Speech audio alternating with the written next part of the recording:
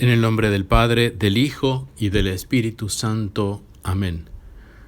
Continuamos ahora con el tema de la infalibilidad del Papa. Este es el segundo video audio. Continuamos también con textos bíblicos. Luego, en el cenáculo, donde había ocurrido la escena en que Jesucristo le dice a Pedro que iba a rogar al Padre para que su fe no cayera, nuestro Señor Jesucristo instauró el sacerdocio sobre los 11 apóstoles, cimiento de la Iglesia. El cimiento de la Iglesia es precisamente el sacerdocio recibido por los apóstoles que se transmite hasta la venida de nuestro Señor Jesucristo. Posteriormente, ya en el Calvario, del crucificado, tras haber entregado el alma al Padre y abrir su corazón, de la sangre salida y el agua emanada del corazón de Cristo, nació la Iglesia. Esto es lo que nos dice el Magisterio, su Santidad Pío XII, en Mystici Corporis y otros documentos más. ¿Por qué la Iglesia nace del costado abierto de Cristo? Porque así como Eva fue creada del costado de Adán, mientras Adán fue inducido a un sueño, la Iglesia fue creada del costado de Cristo, mientras que de alguna manera dormía en la cruz.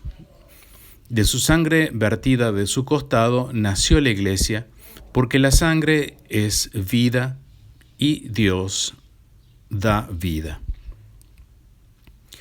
Dios es vida y la sangre ha sido creada precisamente para transmitir la vida. Por eso la Iglesia es creada a partir de la sangre de Cristo. Cristo es la verdad, su Iglesia que nace a partir de Cristo es la verdad, y el Papa que gobierna a la Iglesia es la verdad, porque Dios le da la garantía de no caer en error en materia de fe y moral. Normalmente se dice que la infalibilidad es tanto de San Pedro como de los apóstoles, porque para enseñar y poder cumplir la misión que Cristo les dio el día de la ascensión, id al mundo entero predicando el Evangelio, no lo habrían podido hacer si hubieran tenido la posibilidad de predicar el error. Dios no mandaría nunca a predicar el error. Se los envió entonces con la garantía de predicar el Evangelio y no el error.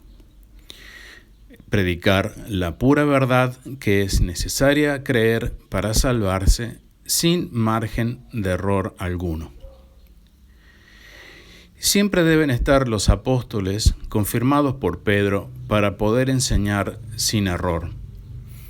Es a Pedro a quien después de decirle que su fe no va a caer, le dice, cuando vuelvas, es decir, cuando te conviertas, allí recién confirma a tus hermanos. Le estaba indicando Jesús a Pedro que como sacerdote y obispo le iba a traicionar, pero no como papa. Por eso le dijo que iba a rogar al Padre que su fe no caería y después, cuando vuelva, allí sería confirmado papa con la prerrogativa de la infalibilidad. Esto fue necesariamente así para remarcar que un sacerdote y un obispo, como lo era Pedro en ese momento de la última cena, y que posteriormente traicionó a nuestro Señor Jesucristo y lloró cuando el gallo cantó, es necesariamente así para hacer remarcar que un sacerdote y un obispo pueden cometer errores y caer en herejía. Mas no Pedro como papa. una vez como Papa, una vez vuelto, una vez confirmado en la fe, debía Pedro mismo confirmar a sus hermanos. Fue después de la resurrección que nuestro Señor Jesucristo le preguntó 3 veces si le amaba y le hizo el siguiente encargo: apacienta mis corderos, apacienta mis ovejas, apacienta mis corderos. Juan 21, 15, 17. Estas palabras se refieren inmediata y exclusivamente a San Pedro. Los corderos y las ovejas representan todo el rebaño de Cristo, es decir, toda la iglesia. Apacentar, referido a hombres, significa lo mismo que gobernar, según la Biblia. Pedro, por este triple encargo de Cristo, recibió el supremo poder gubernativo sobre toda la iglesia. Recibió el papado para confirmar a sus hermanos en la fe. Entonces, una vez vuelto Pedro, ¿en qué debía confirmar? Pues en la fe, que no va a caer, lógicamente. Mientras que los demás apóstoles se mantengan unidos y conformes por Pedro, lo que enseñan es infalible. El magisterio en general, sea ordinario o sea extraordinario, es infalible. Si no lo fuera, estaríamos acotando el magisterio a tan solo las definiciones solemnes, y esto es un absurdo, porque el Papa no puede enseñar el error en materia de fe y moral en su magisterio ordinario. Los límites que se deben poner a la enseñanza del Papa no son que estos sean definitivos o definiciones solemnes, sino que sean cuestiones de fe o de moral. Ese es el límite del Papa.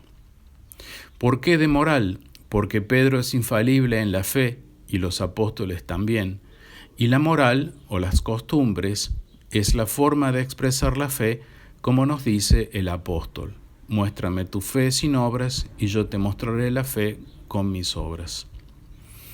Las obras, las costumbres, la moral es la expresión de la fe, por lo tanto atañe directamente a la fe, y esto es lo que nos ha enseñado siempre la Iglesia.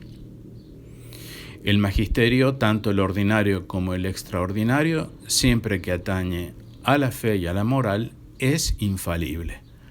No solamente el magisterio extraordinario, sino también el magisterio ordinario.